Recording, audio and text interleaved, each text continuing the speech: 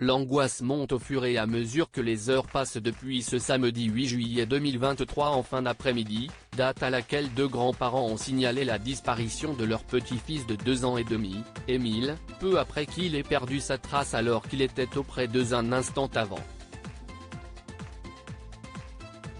Les vacances d'été viennent de démarrer et devraient être sous le signe des retrouvailles familiales et de l'amusement, mais dans un village des Alpes de Haute-Provence, l'angoisse ne fait que grandir depuis la disparition d'un enfant de 2 ans et demi, prénommé Émile qui a échappé un instant à la disparition de ses grands-parents alors qu'il chargeait la voiture. Elle a été signalée directement par sa famille dans l'après-midi du samedi 8 juillet 2023. Aucune hypothèse n'est privilégiée et rien ne permet pour l'heure de parler d'un accident ou d'un enlèvement.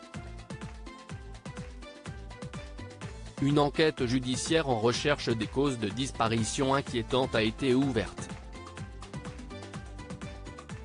Autorités, proches, voisins et anonymes passent la zone au peigne fin dans l'espoir de retrouver le garçonnet blond dont la photo avec un joli pissenlit se répand dans les médias. Près de 100 personnes samedi et 200 dimanche avaient participé aux recherches de l'enfant, indique la. Le petit garçon jouait dans le jardin de la maison de ses grands-parents au Vernet, un village de 125 habitants, quand il a disparu samedi vers 18 h, dans un secteur dont les alentours sont escarpés, rappelle la. Selon de premiers éléments ressortant de 2 témoignages, l'enfant a quitté le lieu de résidence de ses grands-parents et a été vu dans une rue descendante par 2 personnes. Si est là que nous perdons ensuite sa trace, a indiqué dimanche le procureur de la République de Digne-les-Bains Rémi Avon, lors d'une conférence de presse au Vernet. Les recherches ont porté sur un périmètre de 5 km autour de la maison des grands-parents, a ajouté le préfet des Alpes de Haute-Provence, Marc Chapuis, également présent.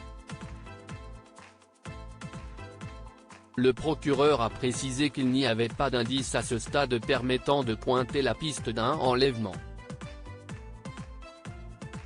Course contre la montre pour l'instant, nous avons eu quelques marquages, par des chiens des équipes cynophiles, précise l'AF, qui donne lieu à vérification, mais si est un élément relatif puisque si est l'odorat des chiens et que nous sommes en milieu rural, en milieu montagnard, et qu'il peut y avoir des éléments parasitants, a relativisé le magistrat. Des visites domiciliaires, dans le hameau, ont été effectuées, elles n'ont pas donné d'éléments probants dans un sens ou un autre, a-t-il également relevé. Un appel à témoins a été lancé. Si les recherches n'aboutissent pas, nous reconduirons le dispositif toute la journée de demain, avec des moyens nouveaux qui, notamment, nous seront apportés par les départements voisins, a ajouté le préfet.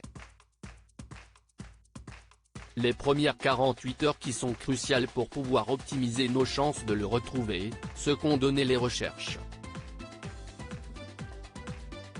Et nous ajusterons le dispositif, a-t-il relevé. Hélicoptères de la gendarmerie et des drones à détection thermique sont déjà dans le ciel alors que sonnent les plus de 36 heures de recherche désormais. Le procureur de Digne Rémi Avon a appelé à la collaboration de toutes les personnes qui ont été dans la zone et ont pu voir un enfant. La famille a été entendue, tout comme certains proches voisins et des gens du village, a-t-il déclaré, inscrivant cela dans des démarches classiques de recherche. Il a appuyé sur la détresse de la famille, les parents sont dans l'émotion et l'inquiétude, nous les avons rencontrés et leurs proches sont déjà très aidants. Sur BFM TV, le maire du village, François Balic, qui connaît bien les grands-parents qui vivent depuis une vingtaine d'années dans la commune, a précisé que si est une famille de marcheurs et a expliqué que l'idée d'une petite fugue avait fait surface, mais le temps passant, cette thèse se fragilise.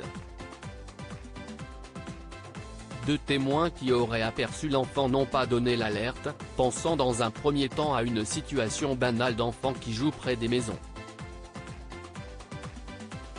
L'espoir demeure, même si les heures qui passent augmentent l'angoisse. Avec des températures de 12 à 13 degrés dans la nuit, les conditions météo étaient plutôt clémentes, lit-on dans Le Parisien. La difficulté vient du terrain avec de nombreux reliefs, des rivières, des zones boisées. On connaît la région, CIST très escarpé et dangereux pour un petit comme lui. Dans la montagne, on peut se perdre facilement. On reviendra demain s'il le faut, mais j'espère qu'on l'aura retrouvé d'ici là, explique un retraité, Pierre Jean, au Quotidien.